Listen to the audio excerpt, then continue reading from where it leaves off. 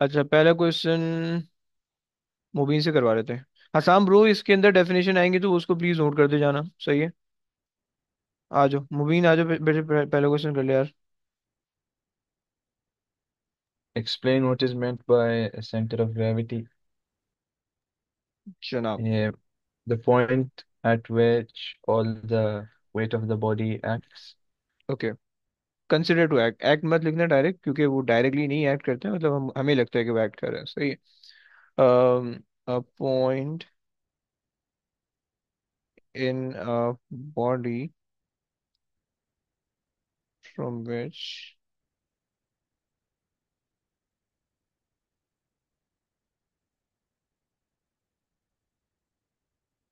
Wait of the body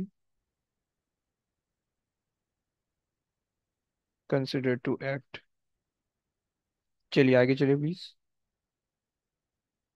A defined moment of a force, a हाँ। product of force and perpendicular distance from pivot, a okay, fixed point. चलेगा, दोनों चलेगा। सही है, सो आपने कहा कि भाई product of force and perpendicular distance,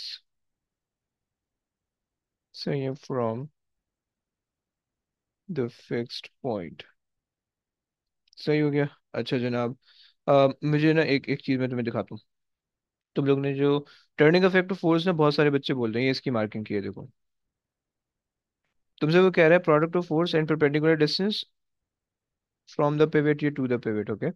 तो ये जो परपेंडिकुलर का वर्ड है, इसे हाईलाइट किया हुआ है कि ये वर्ड अगर तुम्हें तुम्हारे क्वेश्चन के अंदर हो, तुम्हारी डेफिनेशन के अंदर होगा तो तुम्हें मार्क मिलेगा, ओके। तो इसी वजह से turning effect of a force अगर तुम लिखोगे तो वो तुम्हें मार्क नहीं दिला पाएगा, समझ रहे हो ना। तो खैर आ जाओ, वापसी आ जाओ, चलो आगे आ जाओ प्लीज। सर ये आपकी स्क्रीन मुझे दिख नहीं रही। सबको नहीं दिख रही है, ये सिर्फ आपको नहीं दिख रही है शायद, और औरों के पास आ रही है। अब आ गई। ओके, चलो आ जाओ मुबीन। State the two conditions necessary for the plank to be in equilibrium. ज- वो no resultant सारा moment शार्ट of कर दिया बे। no resultant force. अच्छा ओके चलो। नो रिजल्टेंट फोर्स एंड, मैं तुम्हारे यहाँ से भी बैठा था कि तुम पढ़ोगे और मैं सुनूंगा, और तुमने पढ़ा ही नहीं, वाह। Moment, no sir result, sorry. Shortcut अब सीधा उस पे ही पहुंचूंगा। सर इसका हाँ बोलो, सेकंड पॉइंट। बोलो। एक तो तुम आधे रास्ते में बोल दो माइक बंद कर देते सॉरी हो, तुम्हें सॉरी क्या, सॉरी तुम सॉरी क्या चाहते हो अगर मेरे तो से। सर सॉरी सॉरी सर, अगर हम लिखें clockwise equals to anti clockwise वो भी चलेगा। चलेगा चलेगा चलेगा, दोनों सेम बात। सही है, अच्छा जी। आ जाओ भाई। पढ़ना तो तुम्हें वैसे भी पड़ेगा, तुम फंस ही गए हो। Determine the weight of the weight W of the student, हाँ जी। अब आ जाओ, क्या करेंगे। A student is being weighed. The student of weight W stands 0.3 meters from end A of a uniform plank AB as shown in figure 3.1. A plank has weight 80 newtons and length 2 meters. A pivot piece supports the plank and is 0.5 meters from end A. A weight of 70 newtons is moved to balance the weight of the student. The plank is in equilibrium when the weight is 0.2 meters from end B. Perfect हो गया, सही है। अच्छा जी, अब उसने pivot तुम्हें बता, अच्छा देखो, उसने ये बताया है कि यूनिफॉर्म रॉड है। यूनिफॉर्म रॉड का मतलब है कि exactly from the centre of the rod वो सेंटर ऑफ वेट ऐड करने वाला है, ओके। यानी सेंटर ऑफ ग्रेविटी ऐड करने वाला है, सही है। अच्छा जनाब, ये हो गया। और जो कि मोमेंट जनरेट करेगा, एक बात हो गई। दूसरी बात तुम्हारे पास क्या है कि प्लैंक एज अ वे, ये a pivot piece supports the Of pivot P 0.50 meter. Pivot fee, ये आपके पास है ऐसे ही, सही है। तो अब हमने जी क्या ट्रिक देखी थी कि सबसे पहले हमें ये आइडेंटिफाई करना है कि पिवट कहाँ पे, हमने आइडेंटिफाई कर लिया, सही है। उसके बाद हमने ये देखना है कि जो जो फोर्सेज हैं वो पिवट के अराउंड किस किस तरह के मोमेंट जनरेट करिए, तुम सारी फोर्सेस को घुमा दो। सही है, ये यहाँ पे घूम रही है, पिवट के अराउंड घुमाना है, ये यहाँ घूमेगी, पिवट के अराउंड, ये यहाँ पे घूमेगी, राइट। तुम इसके वे नहीं घुमा सकते हो, पिवट के अराउंड घुमाना होता है, सही है। सो ये दो फोर्सेज जो है वो एंटी क्लॉकवाइज होंगी, और एक जो है वो क्लॉकवाइज मोमेंट जनरेट कर रही है, राइट। अच्छा जनाब आ जाओ, सारा फड्डा जो है डिस्टेंस पे आएगा, सारा फड्डा डिस्टेंस पे आने वाला है। तो पहले तो यहीं पे काम कर लेते हैं, यहीं पे काम कर लेते हैं, सही, आ जाओ। अच्छा, बंदे का वेट है, बंदे का बोझ हम ले लेते हैं डब्ल्यू, सही है। मुझे बता सकते हो कि डब्ल्यू का डिस्टेंस कहाँ से कहाँ तक आएगा भाई, लेंथ बता सकते हो भाई। ये 0.2 होगी। Zero zero point five point minus 0.3।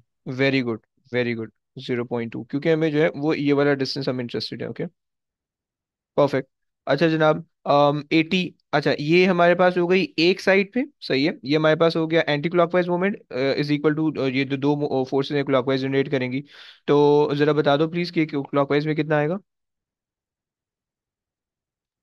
ये 80 मल्टीप्लाइड बाय 0.5 कैसे भाई 0.5 कैसे, मेरे को भी एक्सप्लेन करियो प्लस, प्लीज। अबे वो अबे। सेंटर में है ना, हाँ तो तो, 2 का हाफ 1 होता है। हाँ जी बढ़िया। फिर पी जो है 1 माइनस 0.5 कर लेंगे तो चलो चलो, जीरो ओके पॉइंट ओके, मान गया मान गया, सही है, प्लस प्लस 70 इंटू 1.5। है। नहीं नहीं, एक मिनट।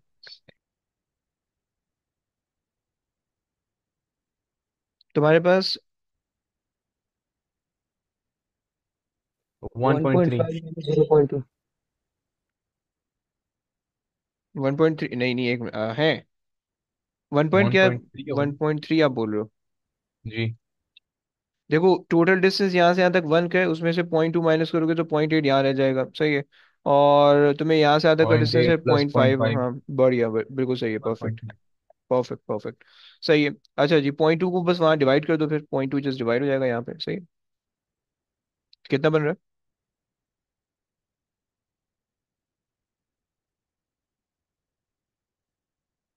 725। 725 तो नहीं बन रहा, और नहीं, एक सही मिनट। करो सही करो।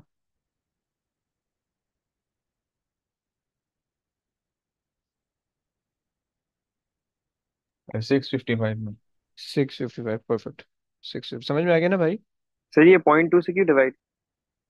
ब्रो बेसिकली जो है 0.2 यहाँ पे था ना, 0.2 यहाँ पे मल्टीप्लाई हो रहा था, सही है। क्योंकि ये वाला जो डिस्टेंस है ये 0.2 आ रहा था, right. Wait of the man जो है वो 0.2 मीटर अवे है फ्रॉम द पिवट, राइट। तो इस वजह से हमने इसका मूवमेंट लिया था, 0.2 को वहाँ डिवाइड कर दिया था डब्ल्यू की वैल्यू निकालने के लिए, समझ रहा है भाई। अच्छा, सही सही सही। सही है ना, चलो परफेक्ट हो गया। चलो मुबीन आ गया जो please. If only the 70 Newton weight is moved, there is a maximum weight of the student that can be determined using the arrangement shown in figure 3.1. State and explain one change that can be made to increase the maximum weight. हम्म,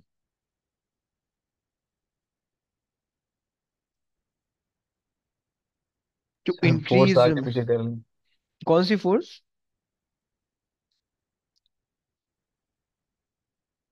ये 70 Newton.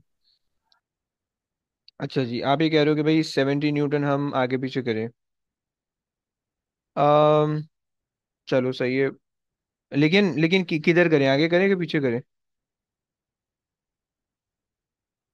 वो पता नहीं। है अबे, चलो, अगर आप यहाँ पे देखो तो उसने कहा if only the 70 Newton, 70 Newton में बस ये ब्लॉक ही है ना, हाँ सही है। If only 7 is move, there is a maximum right weight को। Of the student that can be determined, नहीं ना, लेफ्ट को होना चाहिए ना, नहीं, यूजिंग द अरेंजमेंट।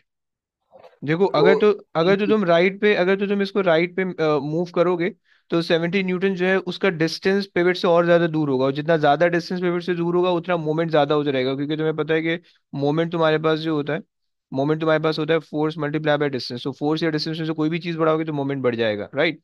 और हमें मैक्सिमम वेट ज्यादा चाहिए, ओके, तो इसका मतलब है हमें क्लॉकवाइज मोमेंट, मतलब जो दूसरी तरफ वाला मोमेंट है वो जब हम मिनिमाइज करेंगे तो ये वाला ज्यादा होगा, ओके, समझ रहे हो। तो अगर हम इसको टू द जी। लेफ्ट मूव कर दें, सही है, move 70 newton to the left, सही है, move 70 newton to the left, सही है। तो इससे हमारे पास काम हो सकता है। सही है। तो जब ये हम 70 न्यूटन टू द लेफ्ट करेंगे, सो हमारे पास जो एंटी क्लॉकवाइज मोमेंट होगा वो कम हो जाएगा। सही है।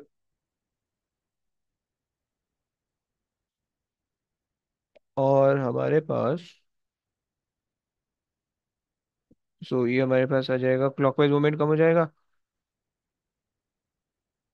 लेकिन ये ऐसे बन पा रहा है क्या? अगर हम इसको कैलकुलेट करें, तो हम अगर इसको छोटा कर देंगे, यानी इसको अगर हम लेफ्ट की तरफ मूव कर रहे हैं, तो उसकी वजह से। सर, बोलो। टू द राइट अगर करेंगे तो फिर, और जब फिर 0.2 को डिवाइड करेंगे फिर वेट ज्यादा होगा ना, तो वो ज्यादा मैक्सिमम हो सकता है।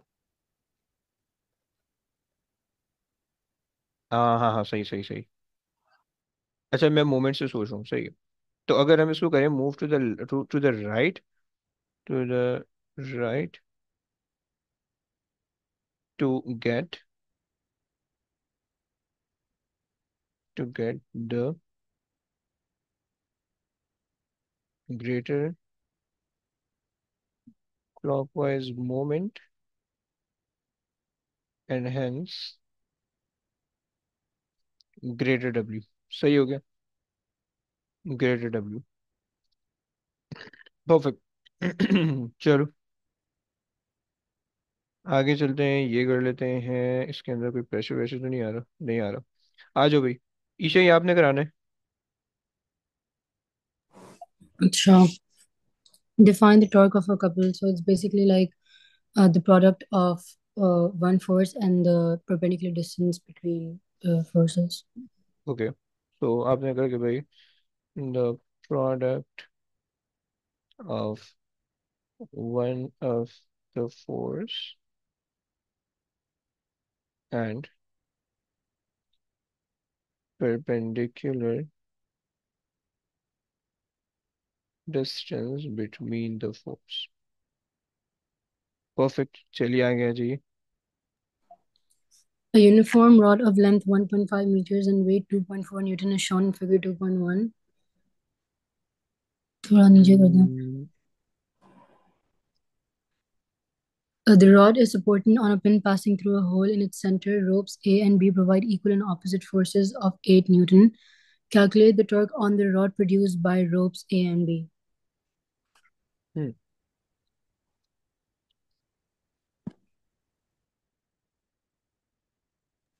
तो सर क्या लाइक दोनों के निकालने के लिए इनके लाइक फोर्सेस डिफरेंटली लेंगे, फिर उनके डिस्टेंस से मल्टीप्लाई करके ऐड करेंगे क्या? आए क्या मतलब? लाइक रोप बी का निकालेंगे, फिर रोप ए का निकाल के ऐड करेंगे दोनों को. है तो ऊपर पे क्या फायदा हुआ उसने कपिल की डेफिनेशन लिखवाई? या फिर वी कैन जस्ट डू के like 8 Newton yes, into 1.5. Yes, हाँ, आएगा. Much better, fine. सही। तुम 12. सोच रहे होगे कि 2.4 कहाँ गया, तो 2.4 एग्जैक्टली ऑन द पिवट लग रहा है, तो परपेंडिकुलर डिस्टेंस कोई है नहीं, तो इस वजह से इसका कोई हम्म. मोमेंट नहीं होगा। सही है। सो आपने कहा 12। फाइन। आगे चलिए सर प्लीज। क्या समझाना है ये वापस? क्या चीज़ भाई? यही यही आपने 1.5 क्यों ली? अच्छा चलो, अगर मैं, देखो, हमारे पास कपिल का कॉन्सेप्ट ये होता है, आप कल की क्लास में ही थे, ये वाला टॉपिक है। हमने कहा था कि कपिल का कॉन्सेप्ट ये होता है कि तुम ऐसे समझो। सही है।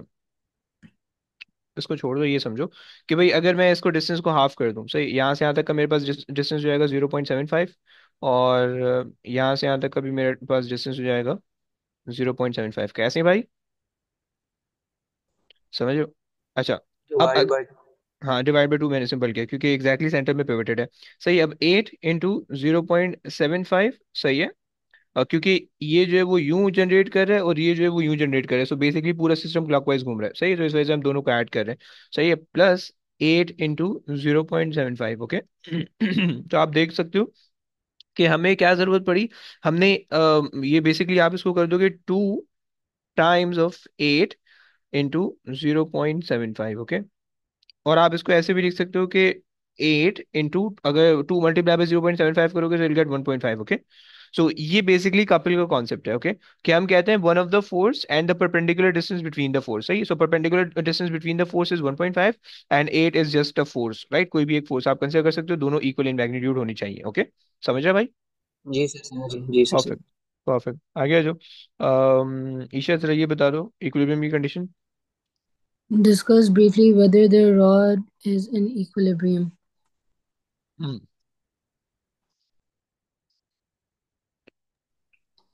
सर नहीं, क्योंकि लाइक हमारे पास है टॉर्क, नेट टॉर्क, शायद, पता नहीं। क्या मतलब, ऐसा आंसर मत दो यार।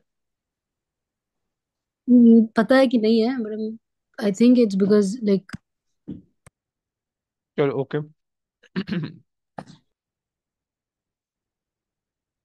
आपने कहा कि भाई रिजल्टेंट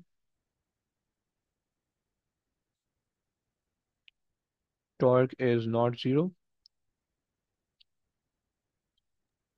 सही है, एक चीज। दूसरी चीज, resultant force is not zero. सही है, क्योंकि अगर नीचे नीचे फोर्स देखो तो दो फोर्स नीचे लग रही है, 8 और 2.4, राइट। और ऊपर फोर्स लग रही है, नहीं बल्कि वो रिजल्टेंट फोर्स बैलेंस हो जाएगी, क्योंकि हाँ रिजल्टेंट फोर्स बैलेंस हो जाएगी, रिजल्टेंट टॉर्क बैलेंस नहीं होगी, लेकिन सही है, तो ये मसला हो जाएगा।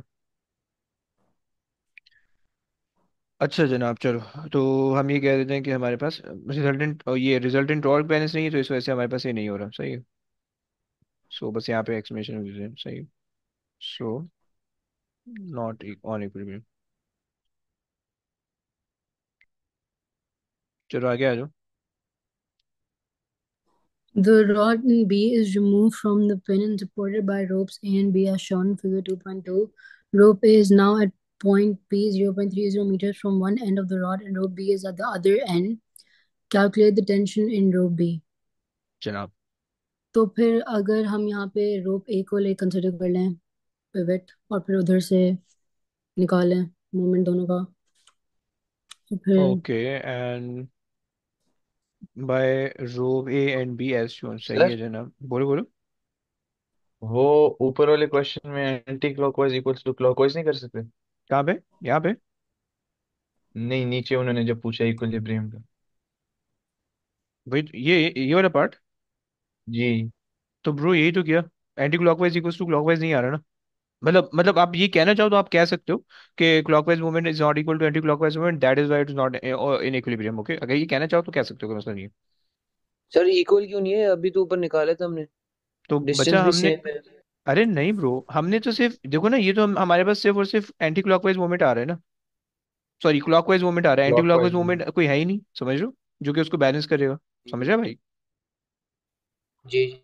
ओके, बस यही कॉन्सेप्ट है। सही है, अच्छा जी। तो रिजल्टेंट टॉर्क जो है वो बेसिकली यही है, anticlockwise equals to clockwise. क्या मतलब, हम्म। दोबारा बोलो। ये रिजल्टेंट टॉर्क जो है। हाँ, नहीं देखो, अगर तो आपके पास clockwise is equal to anti clockwise movement होगा तो रिजल्टेंट ऑफ जीरो हो जाएगी, सही है। और अगर आप clockwise is not equal to anti clockwise होगा तो इसका मतलब है कोई ना कोई, क्योंकि देखो हम क्या करते हैं, क्लॉकवाइज को एंटी क्लॉकवाइज में से माइनस करेंगे, तो अगर वो जीरो के बराबर हो गया तो इसका मतलब है कि ना तो कोई रिजल्टेंट टॉर्क ज्यादा है, ना एंटी ना सॉरी, ना तो कोई एंटी क्लॉकवाइज मूवमेंट ज्यादा है, ना क्लॉकवाइज मूवमेंट ज्यादा है, दोनों बराबर है, सही है। सही है। लेट्स अज्यूम दैट कि हमारे पास क्लॉकवाइज मूवमेंट है 12 न्यूटन मीटर का, सही है। एंटी क्लॉकवाइज मूवमेंट भी है 12 न्यूटन मीटर का, सही। सिस्टम बैलेंस हो जाएगा, ऐसे ही है। अगर मैं 12 - 12 करूंगा, सही है, तो रिजल्टेंट मेरे पास जीरो आ रहा है, सही है। तो ये दो अलग अलग लिखने के तरीके हैं, राइट। या तो आप clockwise is equal to anti clockwise कह दोगे और आप बोलोगे कि इक्विलिब्रियम पे है, या clockwise is not equal to anti clockwise कह दोगे, आप बोलोगे कि भाई इक्विलिब्रियम पे नहीं है, सही है। ये तो आप दूसरी अप्रोच अपना लो कि आप ये कह दो कि भाई रिजल्टेंट टॉर्क इज जीरो, तो वो इक्विलिब्रियम पे है। Resultant torque is not zero, तो वो इक्विलिब्रियम पे नहीं है, सही है, समझ पा रहे हो? गैस जी मूविंग। सर, समझ गए। बस ये दो अलग अलग तरीके हैं, सही है, एक ही बात को कहने के, कान को अलग अलग पकड़ने के अलग अलग तरीके हैं, सही, आ जाओ। सर तो मतलब रिजल्टेंट टॉर्क अगर जीरो है तो मतलब anticlockwise equal to clockwise. हाँ, सही है। सही हो गया। चलो। अ- मार्किंग स्कीम में दोनों ही सही है ना? हाँ जी, दोनों सही, दोनों सही। ओके, मार्किंग की में नहीं लिखेगा वो, ये वाली बात वो एग्जामिनर रिपोर्ट में लिखता है, समझ लो। मतलब तुम्हें मार्किंग की में एक ही चीज लिखी हुई मिलेगी, सही है। तो बट डोंट वरी, तुम्हारे भाई के पहुंच ऊपर तक है। अच्छा जी। ईशा, हाँ ईशा पे थे ना, ईशा आज क्या कर रही क्या कर रहे थे हम इसमें? सर लाइक हम लोग निकाल सकते हैं रो बी का by doing like B into जो डिस्टेंस है बी से रोप ए तक, और फिर हम वेट ले सकते हैं because there going in opposite direction right, तो हम इक्वल्स टू वेट और फिर उसका डिस्टेंस फ्रॉम रोप ए ले सकते हैं, तो फिर हमें टेंशन मिल जाएगी रोप बी में। लेकिन पिवट क्या बना रही हूँ? रोप ए को पिवट बना रहे हैं। Okay, at the okay calculate the tension इन 5, चलो सही है। जब आप रोप ए को पिवट बना लोगी तो इसका मतलब है कि रोप ए की टेंशन कोई मोमेंट जनरेट नहीं करने वाली, ओके। हम्म। सही है, तो रोप जो वेट होगा वो इधर को घुमा देगा, जो रोप बी हो जाएगी वो इधर को घुमा देगी। सही, शायद तुम ये बोलो कि भाई हम क्यों रोप ए को पिवट बना रहे हैं, रोप बी को क्यों नहीं बना रहे। हम रोप बी को भी पिवट बना सकते हैं, बट यहाँ पे हमें रोप बी की टेंशन निकालनी है, राइट। तो इस वजह से हम उसको पिवट बनाएंगे तो उसकी फोर्स ही खत्म हो जाएगी, यानी उसका मोमेंट ही खत्म हो जाएगा, तो वो फिर फायदेमंद नहीं रहेगा हमारे लिए। सही, तो इस वजह से हम ये कर रहे हैं। चलो ओके, मान लिया। तो एक क्लॉकवाइज घुमा रहे हैं, एक एंटी क्लॉकवाइज घुमा रहे हैं, तो जरा मुझे बता दो वेट कितने डिस्टेंस पे लग रहा है।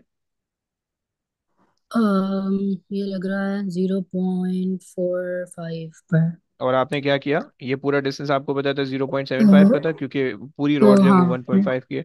सही, ये पॉइंट थ्री निकाल दिया, तो जीरो तो पॉइंट फोर माइनस फाइव बचा, जीरो पॉइंट बढ़िया। Zero and what about this? This is 1.2। 1.2, perfect.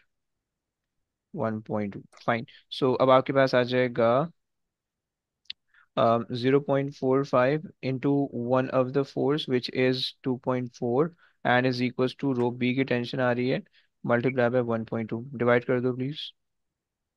सही है, सो ये 2 बचेगा एंड 9.9। 0.9। ओके, 0.9, 0.90, गुड हो गया। आगे आ जाइए please. Calculate the tension in rope. Hmm, क्या कहें? तो हम वही कर सकते हैं, अब रो बी को पिवट करते हैं। अच्छा, चलो रोप बी को पिवट बना लेते हैं। अगर हम रोप बी को पिवट बनाएंगे और हम इसको यहाँ घुमाएं, इसका वैसे एक और आसान तरीका है, लेकिन पहले मैं इससे करना चाह रहा हूँ। सही है, वो भी मैं बताता हूँ। सही है, और इसको हम यहाँ घुमा देंगे। सही है। सो अब अगर हम देखें तो, लेकिन शायद इसमें ये प्रॉब्लम आएगा कि टेंशन अलग आ जाएगी। सही, बट लेट्स सी। सो ये हमारे पास हो जाएगा 0.75 के डिस्टेंस पे लग रही है, और ये हो जाएगा 1.2 के डिस्टेंस पे लग रही है। सही है। सो 2.4 इंटू 0.75, राइट, और is equals to tension in A, divide कर देते हैं जो भी इसका डिस्टेंस आ रहा है, एंड दैट इज 1.2। सही, निकालो कितना आ रहा 1.5 न्यूटन। है। 1.5 न्यूटन। और अगर हम एक और तरीके से करें तो हमारे पास 2.4 माइनस 0.9, 1.5। सही। अच्छा जी, देखो, एक तो ये तरीका था, देखो एक नंबर दे रहे हैं, एक नंबर में इतनी ख्वारी ना की जाए तो बेहतर है। सही, ऑल दो तरीका सही है। आपके पास टेंशन भी सही आ रही है, विच इज़ 1.5, राइट, बट इससे आसान तरीका, अगर आप देखो कि उसने आपको ये बात कहा हुआ है कि कही भी है कि that the rod is supported, right, और वो मूव नहीं करी इक्विलिब्रियम पे, राइट। तो इक्विलिब्रियम की दो कंडीशन होती थी, एक तो प्रिंसिपल ऑफ मोमेंट आप लगा सकते हो, यानी clockwise equals to anti clockwise moment, या resultant moment equals to zero. सही है, और दूसरी कंडीशन ये होती है कि रिजल्टेंट फोर्स जीरो होती है। तो अब आप ये वाला कॉन्सेप्ट रिजल्टेंट फोर्स से भी कर सकते हो। आपको पता है कि भाई दो फोर्सेज ऊपर लग रही है, सही है, टी ए और टी बी, सही है, और एक फोर्स नीचे लग रही है, वेट। सही है, so T A plus T B is equal to weight, right, which is 2.4। क्योंकि आपको पता है कि ये आपके पास जो है रिजल्टेंट फोर्स जीरो है। सही है, यानी upward forces minus downward force करोगे तो जीरो आ जाएगा, या upward forces should be equal to downward forces to get the zero resultant force, right. तो दोनों तरीके से आप कह सकते हो। And T A is unknown, T B हमने निकाल रखा था एज 2.9। सही है, सो माइनस 0.9, तो वो आपके पास आ जाएगा 1.5। समझ रहे हो ना? यस, कुछ आना बोल दो यार, पता नहीं कहाँ हो। अच्छा जी, आ सर मुझे जाओ। बोल रहे हैं? तो ऑब्वियस सी बात है, और कौन सॉल्व करवा रहे क्वेश्चन? जी जी सर, आगे समझ। अबे यार। अच्छा जी, मुजम्मिल बेटा आ जा। ओए होए, हैवी क्वेश्चन आ गया मुजम्मिल, आपके लिए ना बहुत टायर्ड क्वेश्चन आ गया। आ जाओ भाई।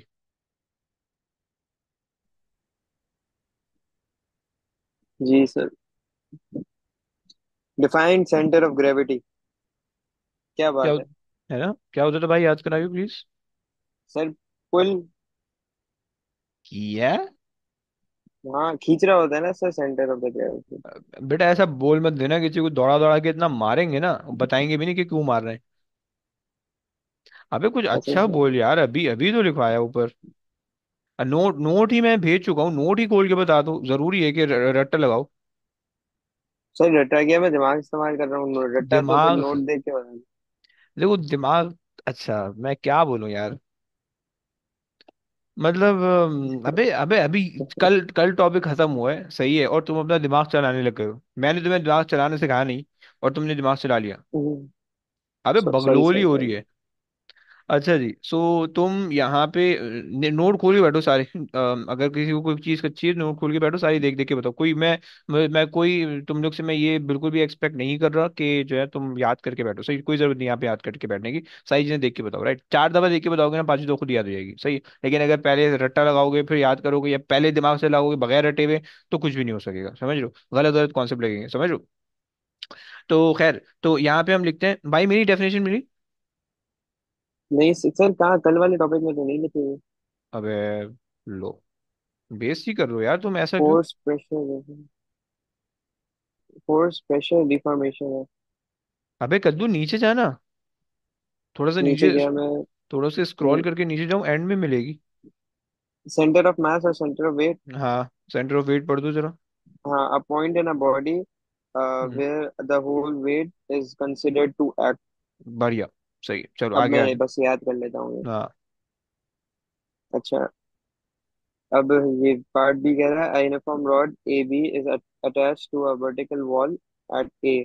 The rod is held horizontally by a string attached at B and to the 2 point C as shown in figure point 3.1। Perfect. सही हो गया। अब कह रहा है the angle between the rod and the string is at B is 50 degrees. The rod has length 1.2 meter and weight 8.5 Newton. An object O of mass M is hung from the rod at B. The tension T in the string is 3 Newton, 30 Newton. Use the resolution of forces to calculate the vertical component of T। अच्छा, हमें अब निकालना है vertical component of T। Perfect, सही क्या हो होगा? गया। Vertical component of T sir, ये 50 है ना। हम्म, सर ये आप इधर क्यों बना रहे, सामने बना हुआ तो है। क्या ये आप ये कह रहे हो कि यहाँ बनाऊं? हाँ, यहाँ भी बनेगा तो सेम ही रहेगा ना। हाँ हाँ, सेम रहेगा। अच्छा सर, इसका वो होगा 40। 4 से 30? एंगल, एंगल 40 नहीं होगा। क्यों भाई? 8.5 है। एंगल तो हम फिट। टेंशन 8.5 आ रही है, हाँ बोलो क्या बोल रहे हो? टेंशन 8.5 आ रही है, एंगल भी लेंगे ना सर इसमें। मेरा बच्चा एंगल दे तो रखा है 50, इसी को यूज करना भाई। ये वाला एंगल क्यों इसी, निकाल लो 40? चले सही है, ये वाला एंगल लेके। टेंशन दी हुई है 50, एंगल दिया हुआ है, इस पे कौन सा साइन लगेगा, इस पे लगेगा ऑपोजिट है ना। तो तुम्हें अभी तक रट्टा नहीं सो लगा इसका? साइन, साइन रूल लगेगा ना, साइन लगेगा सर। साइन सही बोल लगेगा? रहा हूँ ना। एक मिनट, ऑपोजिट और हाइपोटेन्यूज सर, साइन ही लगेगा। ब्रो साइन तो लगेगा, लेकिन ये याद क्यों नहीं किया अभी तक? स्ट्रेट अवे नहीं नहीं एट सर, पॉइंट याद है। फोर साइन 50 करो ना। जी। सही हो गया, निकालो कितनी वैल्यू आ रही है। देखो, एट और पॉइंट बेटे तुम्हारी फोर चीजें कच्ची हो रही है, तुम इंसान बन जाओ, हाँ। सर आ रहा है 6.43। 6.43, चलो आगे आओ। अब कह रहा है state the principle of moment. सब मोमेंट की मुझे वो याद है अपना, वो क्या होता है वो, डेफिनेशन, वही लिख दूं। क्या याद है भाई, याद कराओ मुझे भी। सम ऑफ द, क्या लिखा है, सम ऑफ द मेरा बच्चा देख के बता देना यार। क्लॉकवाइज। हाँ हम्म, हाँ सर, अपने ई लिखा हुआ है सी को। Okay. Sum of the clockwise from a point is equal to the sum of the anti clockwise moment from the same point. Perfect हो गया, बिल्कुल सही है, चलिए आगे आ जाइए। अच्छा, ये तो समझ आ गया। आगे कह रहा है use the principle of moments and take moments about A to show the weight of the object O is 19 newton. Hmm, weight of the फिर ऑब्जेक्ट, देखो सबसे पहले उसने तुम्हें बता दिया take the moment about point A, तो इसका मतलब है पॉइंट ए तुम्हारे पास क्या होने वाला है, पिवट होने वाला है, सही हो गया। जी। चलो ये एक बात हो गई, सही है। आ जाओ भाई, पॉइंट ए तुमने पिवट ले लिया, ये तुम्हारे पास पिवट आ गया, ये पिवट आ गया, सही है। मैं इस फोर्स को ना यहाँ पे ड्रॉ कर रहा हूँ, सही है, वो इस वजह से ताकि आपको आसानी रहे मोमेंट निकालने में, सही है। साइन 50, सही हो गया, चलो। सही अच्छा है जी, सर। कितनी फोर्सेस लग रही हैं? 3 फोर्स हैं। 8.5 की बीम है, बीम का मास है। ये एक और मास है M, जी। सही है। और ये 3 फोर्सेस लग रही हैं, जरा घुमा दो इसको। ये यहाँ घूमेगी, ये यहाँ घुमाएगी, ये दोनों ये वहां यहाँ घूमेंगी और घुमाएगी। उस तरफ घूमेंगी, ऊपर वाली। परफेक्ट हो गया। जी। और हम इसी में इंटरेस्टेड है। The weight object of the O. Object हो, ऑब्जेक्ट हो, उसका मास M है, तो वेट निकालना है हमने। परफेक्ट है। तो सर ये, चलिए। हाँ अच्छा जी। सर, ये इस पे होगा, अगर पिवट ए है तो 1.2 multiply by 6.43 okay. Is equals to अपना, अच्छा 8.5 का जो वो है वो मिडिल में है, तो ये हो जाएगा 0.6 multiply by 8.5 plus very good.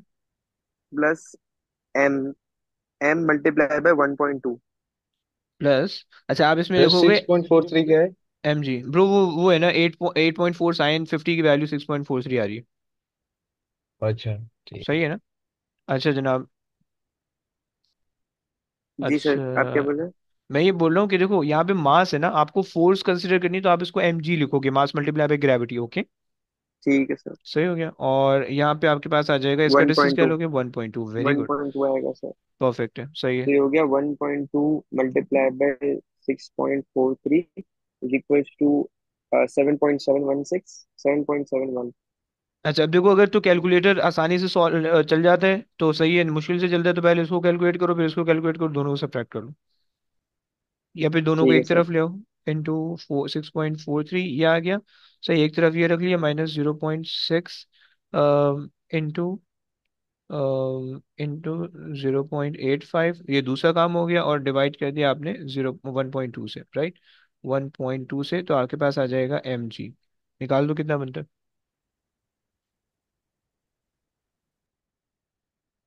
तो मैंने गड़बड़ की है, मैं वापस करूंगा 2 मिनट।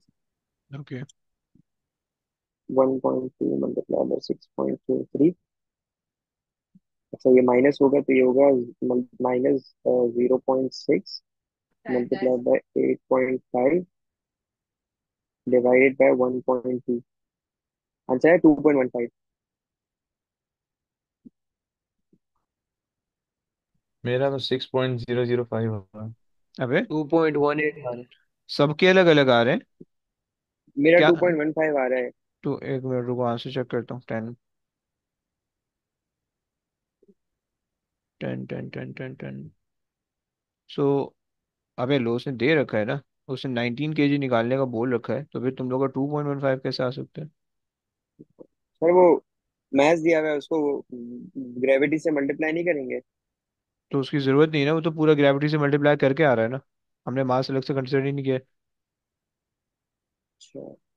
अबे अबे अबे, ये 0.85 नहीं है, 8.5 है। 8.5 है।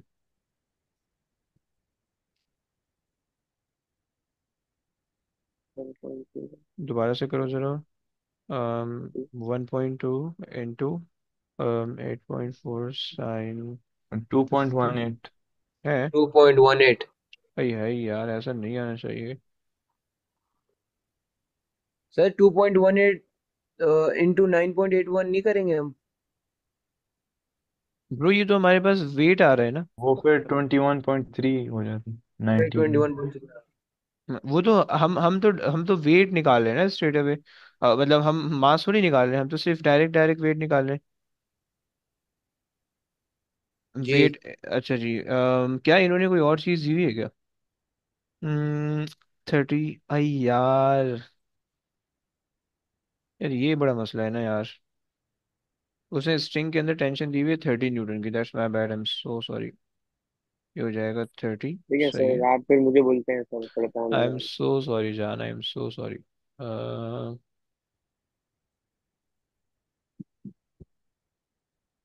30।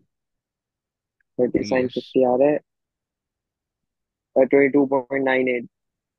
सर वो जो एंटी क्लॉकवाइज फोर्स है वो 8.4 साइन 50। 8.4 नहीं है ब्रो, वो 30 साइन 50 है। 30 साइन 50। टीचर फिर आ रहे 18.73 जो कि 19 राउंड हो गए। बेहतरीन हो गया, बेहतरीन हो गया भाई। ये गलती थी, ये मेरा भन था। सही है। सर तो ये हम सो लोग को जो वर्टिकल हमने कंपोनेंट निकाले वो भी गलत निकले ना? हाँ जी, हाँ जी। 8 पॉइंट। हाँ जी, वो 22 समथिंग आएगा। सही है। जी सर, ठीक सर है। इसमें 22.98 आ हॉरिजॉन्टल रहा का है। कोई काम नहीं? Horizontal component. Bro horizontal component में मसला ये है कि वो एग्जैक्टली ऑन द पिवट लग रहा है, और on the pivot perpendicular distance ही कोई नहीं बन रहा, तो हम उसको कंसिडर ही नहीं कर रहे, समझ लो। मैं भी कराता हूँ एक क्वेश्चन की जिसमें परपेंड इसमें हॉरिजॉन्टल डिस्टेंस का भी काम आता है। सही है। सही हो गया, सो 18.9 आ रहा है। चलो आगे आ जाओ भाई, मुजम्मिल। सर ये केजीज में मास बोल रहा है।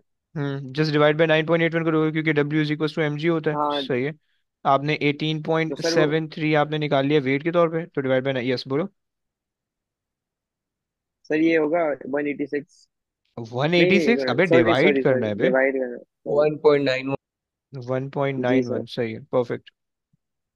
चलो आगे आ use जाओ। the concept of equilibrium to accept why a force must act on the rod at A। आगे सर, ऊपर करें सर।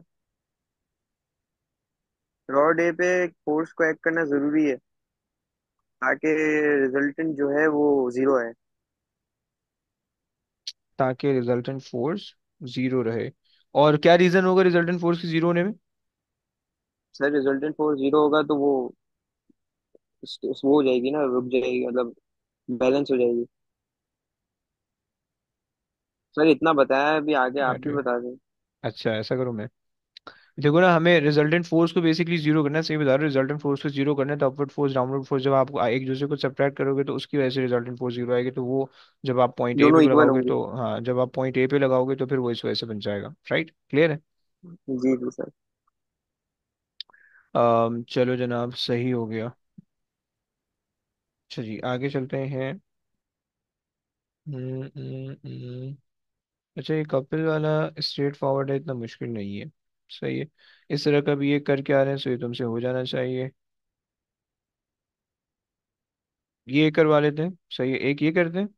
और ये थोड़ा सा अजीब सा है बट लंबा नहीं है। एक ये हो जाएगा। तीन क्वेश्चन करने हैं, तीन क्वेश्चन करके फिर एंड करते हैं बस।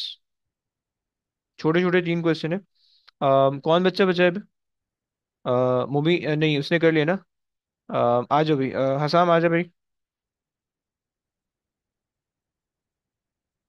हसाम कहाँ है?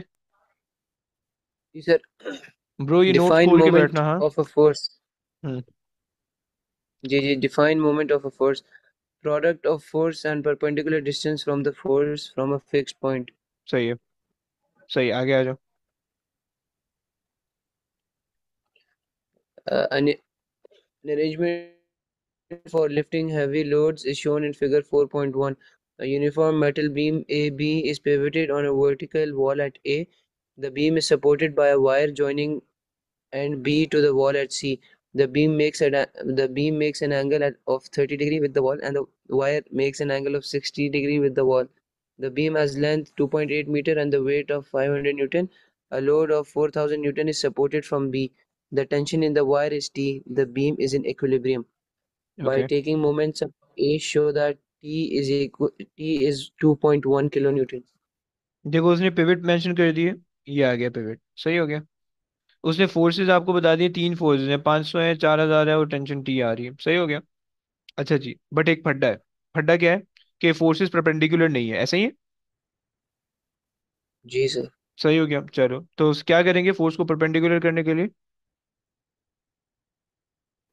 कंपोनेंट्स निकालेंगे। कंपोनेंट्स निकालेंगे, बेहतरीन भाई। अच्छा जी, तो इस वाली फोर्स का ये कंपोनेंट हो जाएगा, सही है। यानी जो 500 वाली है उसका एक कंपोनेंट ये बन जाएगा, जो कि परपेंडिकुलर टू द जो कि परपेंडिकुलर टू द प्लेन होगा। और मैंने आप लोगों को बताया था फोर्सेस के चैप्टर में जब हम इंक्लाइन प्लेन पढ़ रहे थे, कि ये वाला एंगल वही होता है कि जो हमें इन्होंने गिवन दिया हुआ होता है, सही है। तो ये 30 होगा। नहीं नहीं, ये वाला एंगल होगा ना। ये वाला एंगल वो होता है जो ये होता है, मतलब हमने जो जी इंक्लाइन प्लेन जी बनाया था, सो उसके अंदर ये वाला एंगल हमने बनाया था, राइट। सो 60 आ जाएगा, ये जी क्लियर। जी। क्लियर हो गया। 60 जी। सही हो गया। अच्छा जनाब 60, अब ये हो जाएगा 60, sorry 500, and sine cos. Cos cos cos sorry cos 60। Good. And इसको थोड़ा सा ऊपर खींचो। यार एक तो ये स्क्रीन यहाँ से खराब हो रही है, ये आ गया। सही है, और इसका जो कंपोनेंट होगा, ये जो 4000 वाली फोर्स है, इसका कंपोनेंट हो जाएगा ये वाला, सही है। और ये हो जाएगा 4000, और इसमें भी वही 60 आएगा, क्योंकि आप एक ही एंगल पे आपने रखा हुआ है, तो चाहे यहाँ पे एंगल लो या वहाँ पे लो, दोनों जगह 60 रहेगा। और cos 60। Okay, cos 60. सही हो गया, परफेक्ट है। और टेंशन जो है वो परपेंडिकुलर लग रही है, तो टेंशन पे आपने कोई टेंशन नहीं लेनी, सही है। अच्छा जी, दो फोर्सेस आ गई, और इन ये दो परपेंडिकुलर आ गई। अच्छा, इनके डिस्टेंसेस क्या होंगे? जो ये वाली फोर्स है, जो ये वाली फोर्स है यार, जो ये वाली फोर्स है, इसका तो आपको डिस्टेंस दिख रहा है, पूरी रॉड के एंड में आ रहा है, सो 2.8 ले लोगे आप, राइट? 0.8 आ गई। परफेक्ट। और जो ये 500 है, ये वेट था आई थिंक। सो ये वेट जब एग्जैक्टली सेंटर में फॉल करता है, तो आपके पास हो जाएगा 1.4। समझ रहे हैं ना भाई? 0.4। जी जी सर। सही है। सो ये यहाँ पे घुमाएगा, ये भी यहाँ पे घुमाएगा, टेंशन ऊपर घुमाएगी। सही है, और टेंशन आप मल्टीप्लाई कर दोगे इंटू टू पॉइंट 2.8। एट से। सही है, सो एक मिनट जरा यहाँ पे लिख भी लेते हैं। सो हमारे पास आ रही है, tension times 2.8 is equals to 2.8 into 4000 cos 60 plus 500 cos 60 into 1.4। सही है।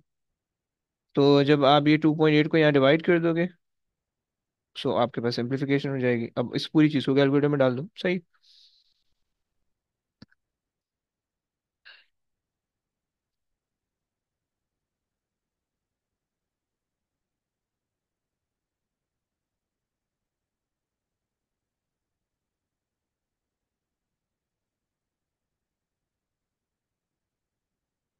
कितनी आ रही है भाई? 2350, 2400। तो ये इतनी आनी चाहिए यार, क्यों? थोड़ी ज़्यादा क्यों आ रही? ज्यादा आ रही है। तो ये अबे गिवन तो है ना, शो दैट 2.1 की आनी ओ चाहिए ना। सर, मैं वापस डालता हूँ इसे।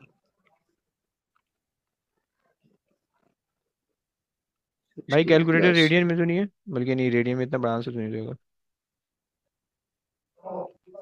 Divide two. सर 2125 आ रहा है। टू जी सर, वन 2125। परफेक्ट परफेक्ट, सही है। सो आपके पास आ गया 2125। टेंशन आ गई, तो आप इसको राउंड ऑफ करके लिख दोगे, 2.1 एक्सपोनेंट 3। गुड। चलिए आगे आ जाइए, आगे आ जाए भाई।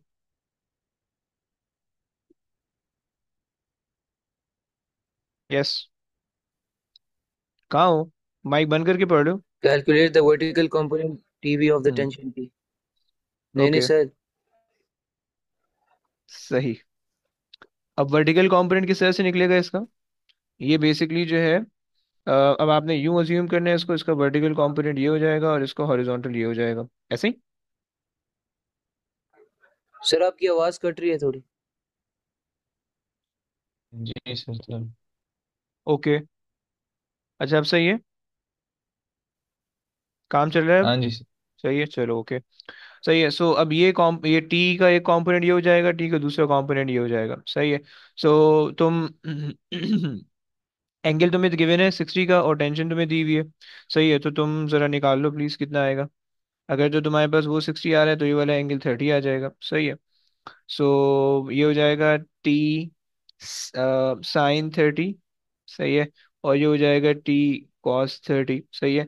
टी तुमने निकाला 2125, और sin 30 जरा निकाल दो कितना आ रहा है। समझ रहे हो ना बच्चों, तुम लोग वर्टिकल समझ रहे हो कंपोनेंट ना? निकाल लेना। हाँ जी, यस। जी सर 1062.5। 106.25। नहीं नहीं वन 1062.5। 106.2 point five okay. तो हम 1100 लिख सकते हैं मतलब, right?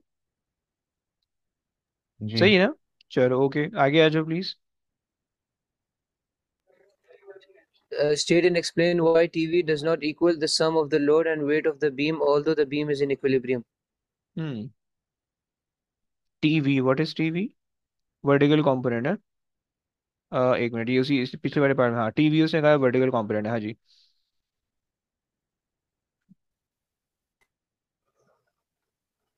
Is not equal to the sum of the load and weight of the beam although the beam is in equilibrium. Sir जनाब, इस पे क्योंकि हॉरिजॉन्टल भी एक्ट करी, हॉरिजॉन्टल कंपोनेंट भी।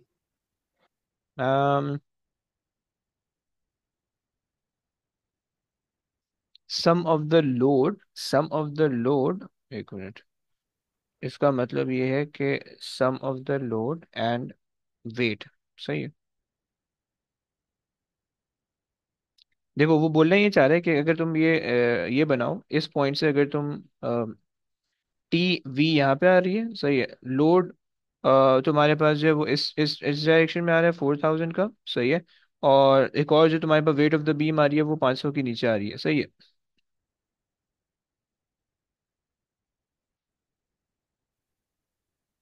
TV does not equal to the sum, अच्छा जी चलो। अब वो ये कह रहा है कि अगर तुम टेक्निकली सोचो तो टेक्निकली जो है वो तुम्हारे पास जो अपवर्ड फोर्स आनी चाहिए वो डाउनवर्ड के बराबर आनी चाहिए, टेक्निकली अगर तुम सोचो, सही है। लेकिन वो ऐसा नहीं हो रहा, सही है। तो इसका मतलब ये होगा कि there should be some other force जो कि अपवर्ड लग रही होगी, सही है, जो कि बैलेंस करेगी। समझ पा रहे हो? क्या ये बात समझ में आ रही है? जी सर। देखो, टेक्निकली हमारे पास होता है कि upward forces should be equal to downward forces अगर इक्विलिब्रियम मेंटेन हुआ है, राइट। तो उस केस के अंदर TV should be equal to ये 4500, 4000 प्लस 500, सो 4500 के बराबर आनी चाहिए।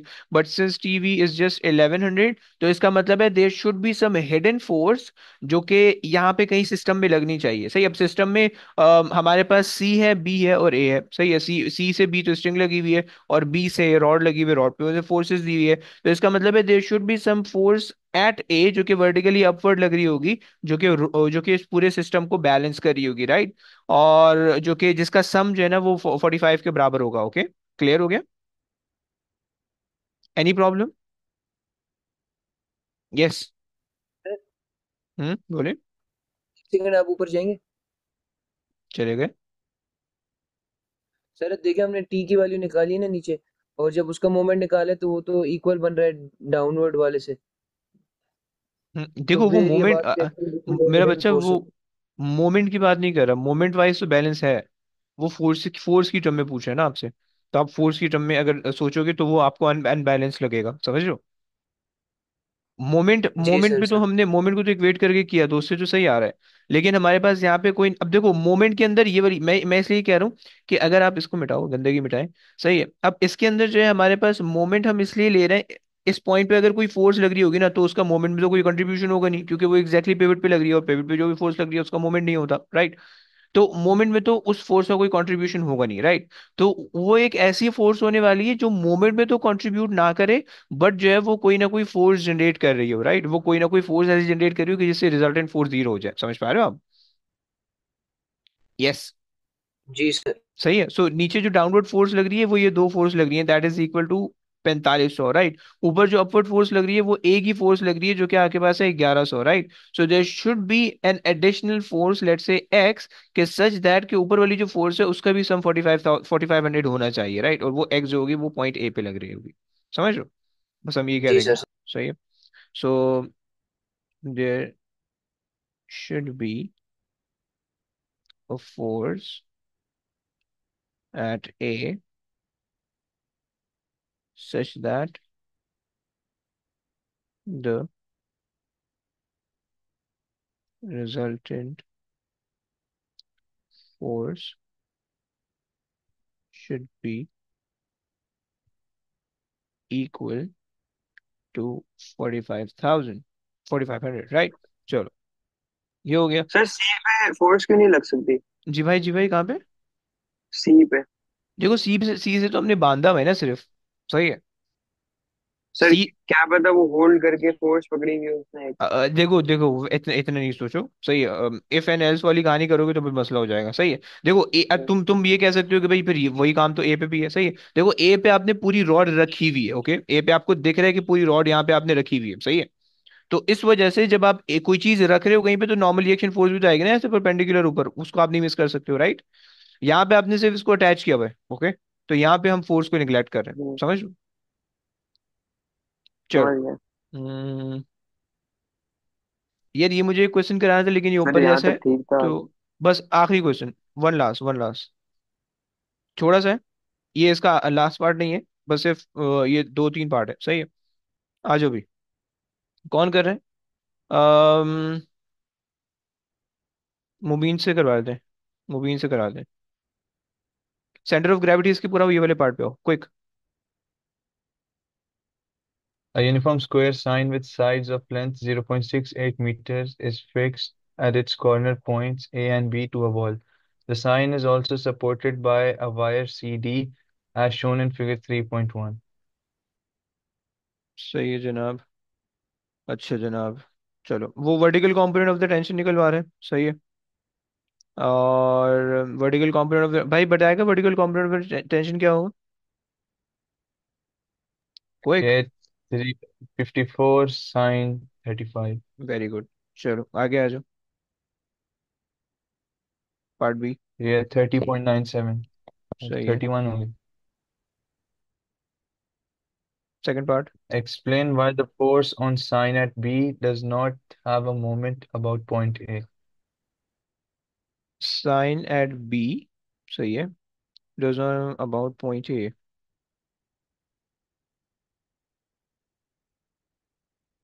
यहाँ पे, इस जगह पे, सही है। अब इस जगह पे हमारे पास जो डिस्टेंस आ रहा है वो हमारे पास पैरेलल डिस्टेंस आ रहा है, सही है। तो इस वजह से कोई फोर्स, कोई मोमेंट जनरेट नहीं होगा, सही हो गया। सर लेकिन वो दूसरा भी तो है ना डिस्टेंस, क्या चीज, ये वाला? ये 0.68 जो है। ये जी।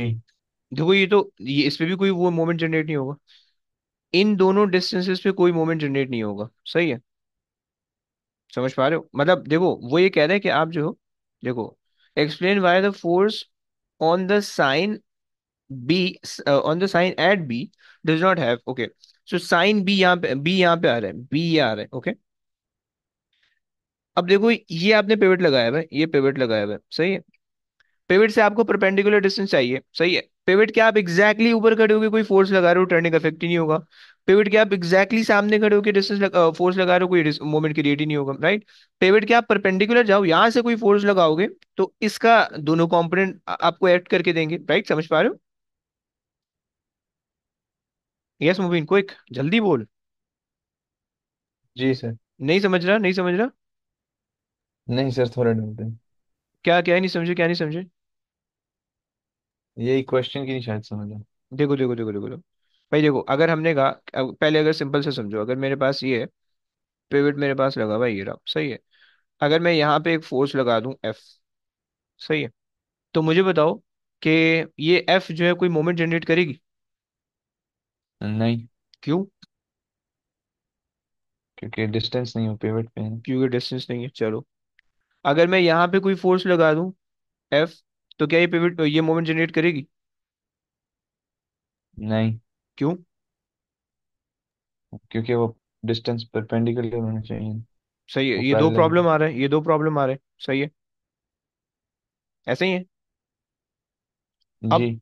यहाँ पे अगर आप देखो, ये जो पॉइंट है, पॉइंट ए, सही है। अगर तो आप यहाँ पे कोई फोर्स लगाओगे, सही है, या आप यहाँ पे कोई फोर्स लगाओगे, तो यानी अगर आप यहाँ से यूं फोर्स लगा रहे हो, फिर यहाँ से यूं फोर्स लगा रहे हो, तो आप एग्जैक्टली पिवट पे खड़े हो, सही है, एग्जैक्टली पिवट पे खड़े हो, सही है। मतलब अब अगर मैं इसी, मतलब अगर मैं जो है ना इसको एक्सटेंड एक्सटेंड कर दूं, इतना बड़ा कर दूं, सही है, और मैं यहाँ से फोर्स लगाऊं, तो भी स्टिल कोई फर्क नहीं रहेगा, क्योंकि स्टिल मैं पिवट के ऊपर ही खड़ा हूँ, राइट। पिवट के कितने भी ऊपर जाओगे आप, फोर्स लगाओगे, कोई एक्ट नहीं होगा, समझ रहे हो? समझ पा रहे हो? तो डिस्टेंस परपेंडिकुलर नहीं है जी। ना उसके साथ। Distance, yes, yes. वो पैरेलल है दोनों तरफ से। हाँ जी। अब देखो, यहाँ पे अगर आप यूं फोर्स लगाओगे तो डिस्टेंस पैरेलल आ रहा है, अगर आप यहाँ से यूं फोर्स लगा तो परपेंडिकुलर आ रहा है, समझ रहे हो? तो हो जाएगा। लेकिन अगर आप बी पे खड़े हो, और बी से अगर आप जो हो वो यूं फोर्स लगाते हो, सही है, अब डिस्टेंस परपेंडिकुलर, अब फोर्स और डिस्टेंस परपेंडिकुलर आ गया, हो गए आपस में, राइट। समझ पा रहे हो आप? जी सर। सही। लेकिन अब आपके जहन में एक सवाल आ सकता है कि भाई हमें कैसे पता चलेगा कि फोर्स यूं लग रही है या यूं लग रही है, सही है।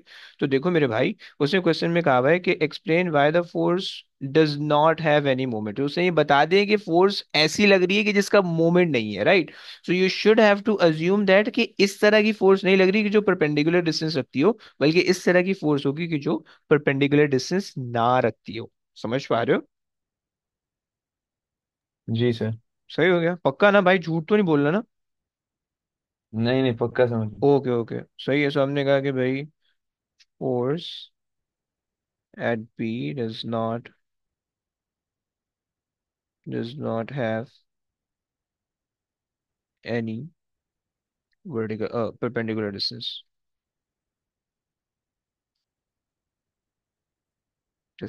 चलिए आगे आ जाइए. By taking moments about point A, show that the weight W of the sign is 150 newtons. तो point A pivot है हमारा. पॉइंट ए उसने बता दिया, पिवट हो गया. चलो जरा मुझे फोर्सेस बता दो कि कितनी फोर्सेस है हमारे पास. एक तो वो टेंशन हो गई 54 न्यूटन. सही है, ये वाली हो गई. और फिर ये वेट. वेट हो गया. सही है. और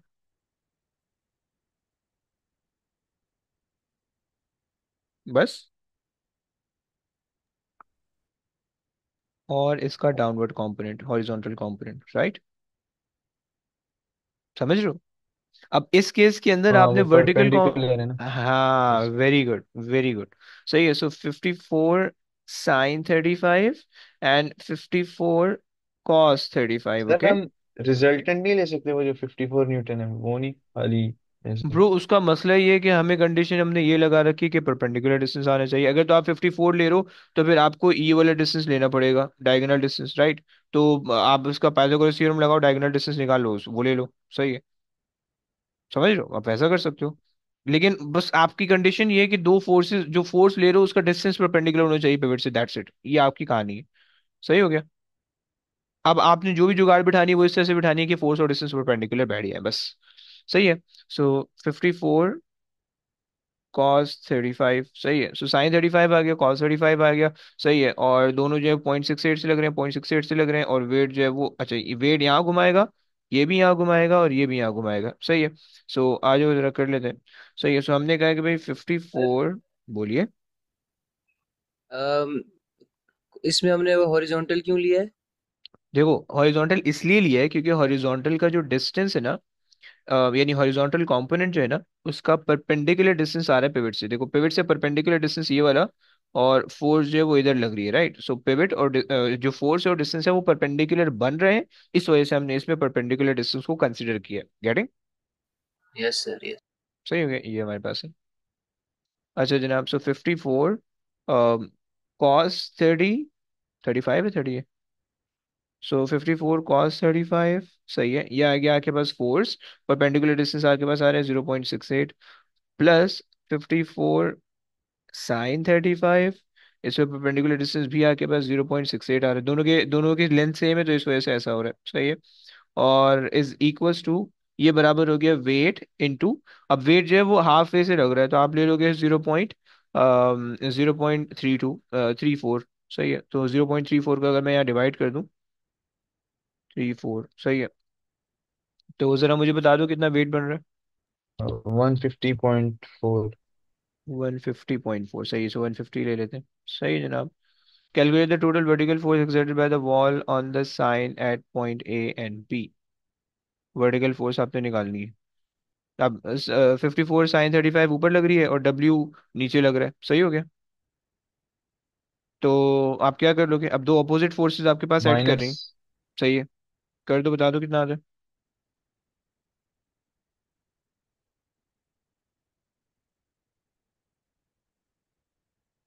सही है. 150 ये आ रहा है, 31 वो आ रहा था, तो ये हो जाएगा 129, 130. ऐसे ही. सर 54 sin 35 माइनस करेंगे. हाँ जी, हाँ जी. 150 माइनस 54 sin 35, ये वाला. कितना आ रहा है. 119. 119. Okay fine. चलो ओके, डन हो गया. बस अब आगे नहीं कर रहे. आगे वो एनर्जीज का वो रिलेटेड नहीं है अभी. तो बस थोड़ी सी लंबी हो गई, हम सो सॉरी. बट मैं ऐसे क्वेश्चन भेज चुका हूँ, प्लीज उसके अटेम्प्ट करो क्वेश्चन. एमसीक्यूज थोड़े से इसके, एमसीक्यू मजे के हैं, थ्योरी वाले क्वेश्चन आसान से हैं. सही है. तो इसको जरा अटेम्प्ट करो जल्दी जल्दी, और फिर इंशाल्लाह जो है अब नेक्स्ट क्लास में मुलाकात होती है एक नए चैप्टर के साथ. सही है. सर वो सर आपने भेज सर दिए मेरे. जवाद पास. सॉरी, एक दफा में एक बोलो बे. दो कान है लेकिन सुनाई की क्या देता है. एक काम करो, पहले हसाम आप बोल लो. सर वो सर जवाद ने केमिस्ट्री के ना पास पे भिजवाए थे, पी वो नहीं भिजवाएंगे वो. तो हम्म. आपके पास है पास पे भिजवाने के लिए, भेजने के लिए? वो तो वो टॉपिकल बुक भी है, पूरी वर्कबुक। टॉपिकल बुक तो वो कैसे भिजवाएंगे? वो कह रहे हैं वो किसी के हाथ कह रहे थे भिजवाएंगे, मैं उनके कह रहा कोई हूँ अगर आपके फैमिली पास है। मेंबर है। अच्छा, चलो मैं भी भिजवा दूंगा, मुझे कोई मसला नहीं है। तुम टेंशन नहीं लो, सर जवाब का जो भी होगा ना वो मुझे बता देंगे, सही, डोंट वरी। तो वो फिर उस हिसाब से हम सेटिंग कर लेंगे। तो उन्होंने क्या टॉपिकल की कही है या ईयरली की कही है? टॉपिकल की है, P1 और P2 भिजवाएंगे वो केमिस्ट्री की। अच्छा चलो सही है। अगर देखता हूँ मैं देखता हूँ कि क्या सीन है, और उनसे बात करता हूँ, सही है, और फिर मैं बताता ठीक हूँ। है। सही। और मुबीन आप क्या बोल रहे थे? मैं कह रहा था आपने वो क्वेश्चंस भेज दिए मैं या भेजेंगे? मैंने सब कुछ भेजे भी ग्रुप पे। हाँ, ठीक है। क्वेश्चन भी भेज दिए, लेक्चर भी भेज दिया, टेस्ट की तारीख भी बता दी, सब कुछ हो गया, सही है।